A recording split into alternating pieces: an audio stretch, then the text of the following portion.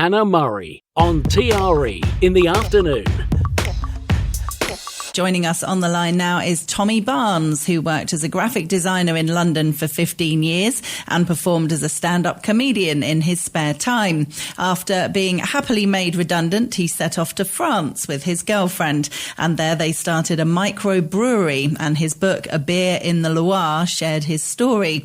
His new book is Something Brewing in Cornwall. It talks of his French dream crumbling and his relocation to a cramped cottage in Padstow. Welcome to the show, Tommy. Hi, thanks for having me. It's great to have you with us. So tell us why you had to leave France. What happened? Oh, man, in the end, it was COVID, I think. We thought it might be Brexit, but actually that was fine for us because we were working in France. But yeah, COVID hit. We had 2 young children and they shut all the borders and things. And I think for my wife especially, suddenly it felt a lot further away than it had before, because we had sort of grandparents that wanted to visit the children and stuff like that. So yeah, it was family ties really that took us back. So what happened with the Cornwall situation then? Why did you end up in a cramped cottage? It wasn't an easy transition, was it?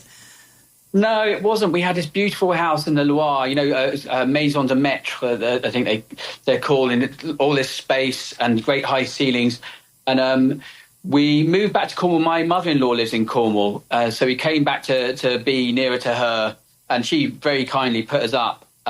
It's a wonderful little cottage, a lovely little fisherman's cottage, but completely the opposite to where we were before. It's a sort of, I think I describe it as the cottage had dispensed with uniformity and found the angles it was most comfortable with, because it's sort of, it's been there for so long, it had, shifted into all sorts of different. There wasn't a right angle in the entire place, but yeah, Padstow, which is again a lovely place, but completely different to where we were. Yeah, and what happened work-wise then? Because you have set up a brewery again there, obviously.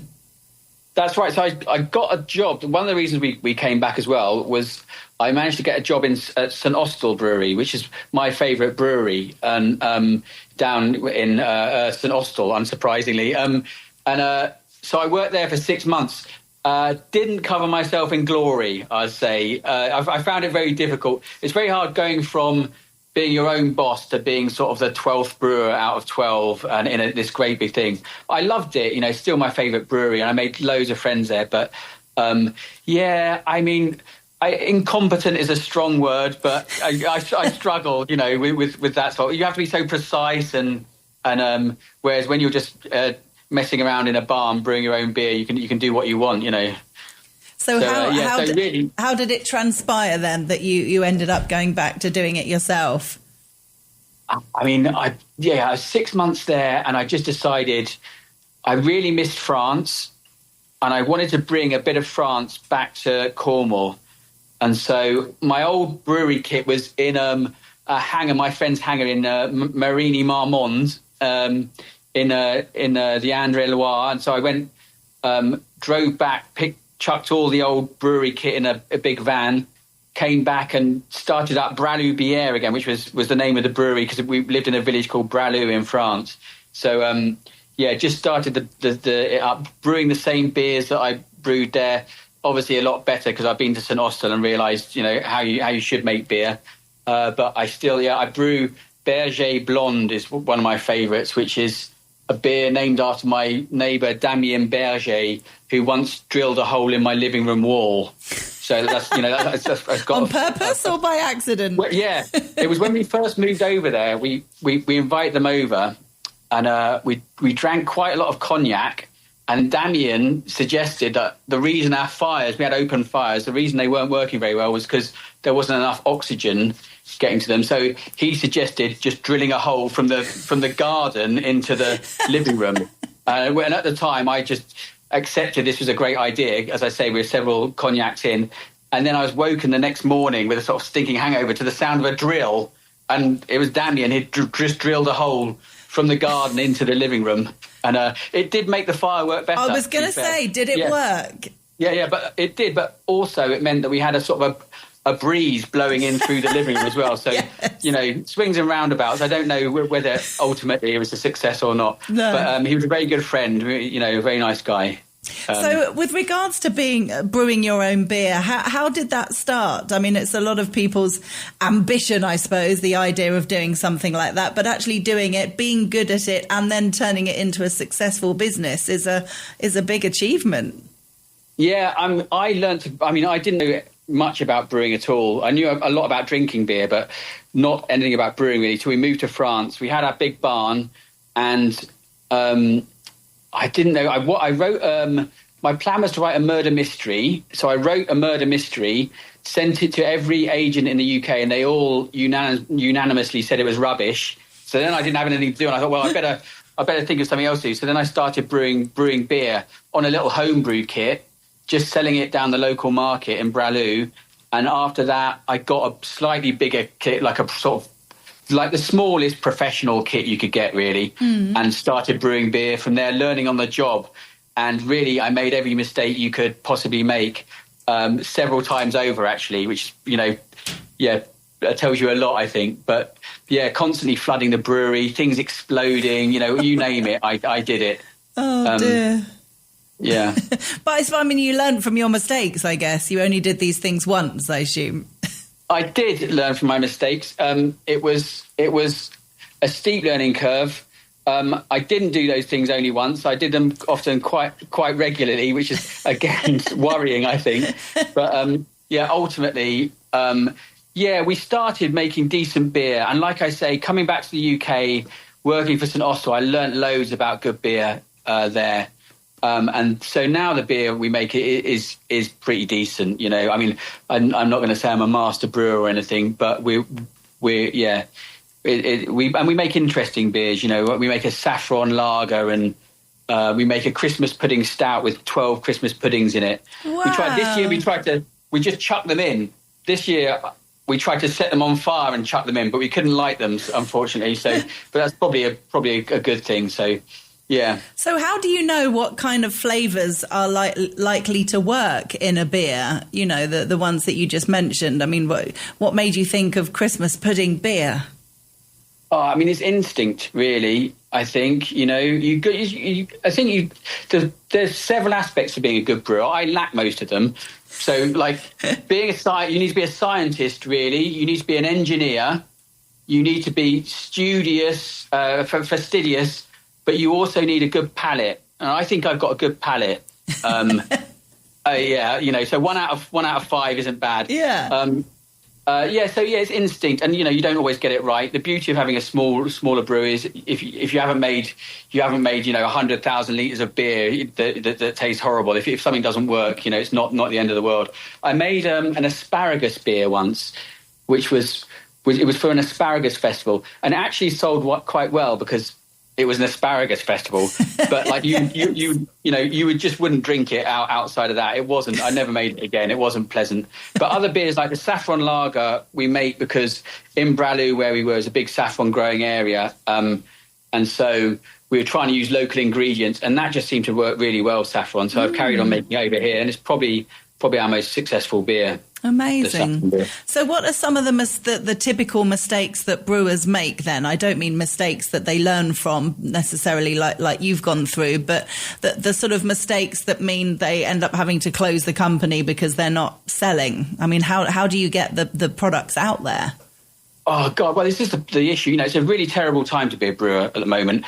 I think I might be wrong about this, but with the cost of living crisis, the energy prices, changes in people's drinking habits, I think in the last 4,000 years, there hasn't been a worse time to open a brewery. And so I don't know what I was thinking. But yeah, it's really hard. It's different. You've got it's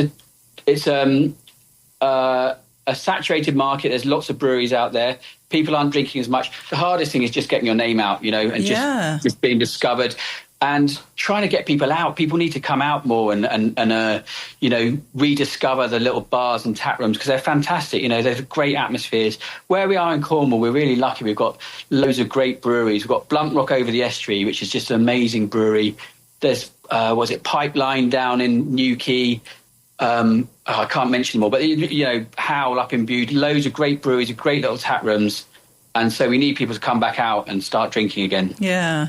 So have you got your beers into tap rooms and pubs and bars and things? We sell mostly locally to the restaurants and bars around Padstow. Okay. Because this was such a small brewery, I don't really get much further than that. But I don't want to really. I'd like to, if I can earn a living just selling locally, then I will. We sell up to a Michelin-starred restaurant in Birmingham, funnily enough. That's as far as we go. They seem to really like our saffron lager. Oh, nice. But apart from that, we don't really get far. What about Rick Stein? Have you got in with him? He's in Padstow, isn't he? Rick, if you're listening. Yeah. No, they currently haven't actually. I'm glad you raised this. They haven't bought our beer yet. Paul Ainsworth does. Okay. In number 6. Nice. So, Rick, you're kind of behind the curve the here, times. mate. Yeah. You need to sort that out. Brilliant. And are you always coming up with ideas for different flavours to try? We are, yeah. I mean, we just moved to a new premises, opened a beer cafe in Hawksfield, just outside Wadebridge. It's this beautiful little French beer cafe, but it's killed me, leaving the last unit and opening this unit has absolutely killed me. So we haven't been brewing much recently, but I've got plans for some beers. I'm going to brew a port and walnut stout. I did brew it once before, but it didn't come out that well, so I'm going to do it again, I think. But I know I'll make a really nice one this time. Yeah, I got a few ideas. We've got a few ideas. A samphire beer, I think, might be nice. Oh, okay. Things like that. So, yeah. And a real mixture of sweet and savoury flavours, all the different things that you've said. Some are quite clearly savoury flavours and some, obviously, like the Christmas pudding, are really sweet. So they both can work as well, then? Yeah, I think there's almost no brewery, no ingredients that haven't been added to beer at some point. If you look around, asparagus, I thought I must be the only person to put asparagus in the beer. And I Googled it and someone else had done it. So, but the beer is so versatile. Beer, the different types of beer range so vastly that, you've got sweet stouts, so they take, sweet flavours really nice. People do things like, I don't know, like Mars bar stouts and, so like very sweet. They call them pudding stouts or dessert stouts and things like that. But then equally, clean, crisp lagers, saison beers work really nicely with herbs and things like that. We make a really nice saison with lemon balm in and sweet Sicily and stuff like that. It works really well. I mean, everybody likes. Sorry. Everybody likes something different, don't they? There'll be people that will be really adventurous and will love to try all the different flavoured ales and stouts, and others that just want a lager.